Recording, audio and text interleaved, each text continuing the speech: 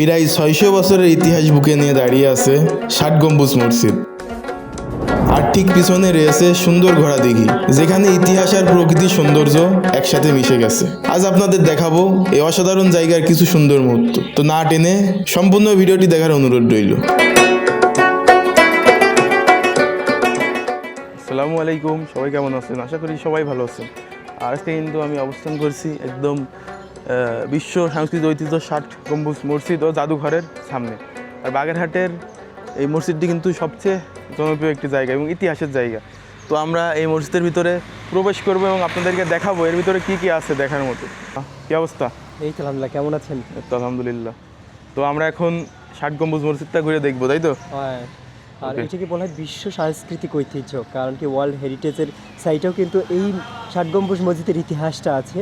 আর ভিতরে কিন্তু গম্বুজ আছে কয়টা, সেটা কিন্তু ৬০ গম্বুজ না, ৭৩টা গম্বুজ থাকলেও কিন্তু এটা নাম হয়ে গেছে কিন্তু ৬০ গম্বুজ মসজিদ। কেন নাম হয়েছে সেই ইতিহাসটা কিন্তু রাফসান ভাই দেওয়ার চেষ্টা করবে, আর সাথে কিন্তু আছে মিউজিয়াম, সেটাও কিন্তু দেখানোর চেষ্টা করবে। ওকে। সো রাইট নাও আমরা কিন্তু এই যে দেখতে পাচ্ছেন টিকিট কেটে নিয়েছি। আর এইখানে টিকিট মূল্য কিন্তু ওই যে মাত্র 30 টাকা, আর যারা বিদেশি আছেন তাদের জন্য 500 টাকা। তো আমরা এখন ভিতরে প্রবেশ করছি আর আপনাদেরকে ভিতরে দেখানোর চেষ্টা করব। আপনারা ভিডিওর সাথেই থাকবেন। ঠিক ডান পাশে কিন্তু দেখতে পাচ্ছেন এটা হচ্ছে জাদুঘর, আর এই যে বাম দিকে এটা হচ্ছে সেই বাংলাদেশের ঐতিহ্য ইতিহাসের একটি অংশ ৬০ গম্বুজ মসজিদ। তো এই যে আমার পিছনে দেখতে পাচ্ছেন এইটা হচ্ছে কিন্তু ৬০ গম্বুজে প্রবেশ করার মেইন গেট। তো আমরা এখন কিন্তু এর ভিতরে প্রবেশ করব এবং আপনাদেরকে দেখানোর চেষ্টা করব। আমি এখন ৬০ গম্বুজ মসজিদের মেইন গেট দিয়ে ভিতরে ঢুকছি। নিচের সুন্দর রাস্তার চারপাশে ছোট ছোট গাছগুলো জায়গাটাকে আরও বেশি আকর্ষণীয় করে তুলেছে। সামনে থেকে দেখা যাচ্ছে ঐতিহাসিক সেই গম্বুজগুলো, আর ধীরে ধীরে চোখের সামনে ভেসে উঠছে মসজিদের আসল প্রবেশদ্বার।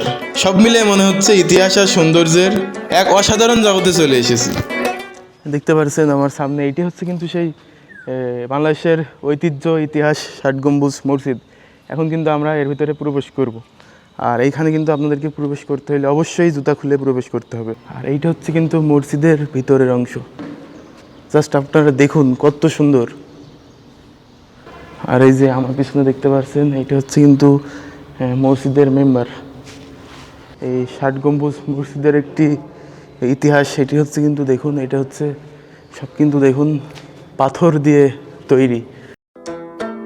আমি এখন দাঁড়িয়ে আছি ৬০ গম্বুজ মসজিদের ভিতরের অংশে। এটি ১৫০০ শতকে হযরত উলুগ খান জাহান আলী নির্মাণ করেছিলেন। ধারণা করা হয় ১৪৫৯ সালের দিকে মসজিদটি প্রতিষ্ঠিত হয়। এটি মূলত ইট, পাথর ও চুনসুরকি দিয়ে তৈরি একটি অসাধারণ স্থাপনা। নাম ৬০ গম্বুজ হলেও মসজিদটিতে আসলে ৮১টি গম্বুজ রয়েছে। ভেতরে রয়েছে বড় বড় পাথরের পিলার, বিশাল খিলানার সুন্দর কারুকাজ করা গম্বুজের ভিতরের অংশ। পুরো মসজিদ জুড়ে এক ধরনের শান্ত ঐতিহাসিক পরিবেশ অনুভব করা যায়। মসজিদের ভিতরে ঢুকলে সামনে দেখা যায় মেম্বর, যেখানে ইমাম খুতবা দেন, আর উপরে তাকালেই চোখে পড়ে প্রাচীন স্পষ্ট শৈলীর দারুণ সৌন্দর্য। সব মিলে এটি বাংলাদেশের অন্যতম সুন্দর ও ঐতিহাসিক ইসলামিক স্থাপনা। এই মসজিদটি কিন্তু খান জাহান আলী শাহ তৈরি করেন। এটি অবস্থিত কিন্তু বাংলাদেশের বাগেরহাট জেলার সুন্দরঘোনা গ্রামে। এই মসজিদে কিন্তু ৭৭টি গম্বুজ এবং 4টি বড় মিনার রয়েছে। আর এটি হচ্ছে ১৯৮৫ সালে ইউনেস্কো দ্বারা স্বীকৃতি পায়। আপনারা ২০ টাকার নোটে যে মসজিদটি দেখে থাকেন, আমার পিছনেই কিন্তু সেই ৬০ গম্বুজ মসজিদ। ছোটোবেলা থেকে আমার অনেক ইচ্ছা যে এই মসজিদটি আমি দেখব। আজকে কিন্তু সরাসরি আমি সেই মসজিদেরই সামনে। আপনাদেরকে কিন্তু আমরা এই ৬০ গম্বুজ মসজিদের ভিতরের অংশটাকে দেখানোর চেষ্টা করেছি এবং এর পিছনেই কিন্তু অবস্থিত একটি দিঘি আছে। এই দিঘিটির নাম কিন্তু হচ্ছে ঘোড়া দিঘি। আর আমরা সেই দিঘির সামনে যাব এবং আপনাদেরকে দেখাবো। তো দেখতে পাচ্ছেন এই যে ঠিক আমার পিছনে এটি হচ্ছে কিন্তু সেই ঘোড়া দিঘি। আর এখানে দেখুন সুন্দর সুন্দর শাপলা ফুল ফুটে আছে। তো আমরা কিন্তু এখন ৬০ গম্বুজ মসজিদ থেকে বের হচ্ছি। আপনারা যদি বাগেরহাট আসেন অবশ্যই এই ৬০ গম্বুজ মসজিদটা ভিজিট করার চেষ্টা করবেন। আর এই যে আমার ঠিক বাম পাশে দেখতে পাচ্ছেন এইটা হচ্ছে কিন্তু ৬০ গম্বুজ মসজিদের জাদুঘর। আজকে হচ্ছে কিন্তু রবিবার, এই মিউজিয়াম কিন্তু বন্ধ, তাই আপনাদেরকে আমরা দেখাতে পারলাম না। তো ঠিক আছে, এখন আমরা এক্সিট হব এখান থেকে। কিন্তু এখন এক্সিট হচ্ছি।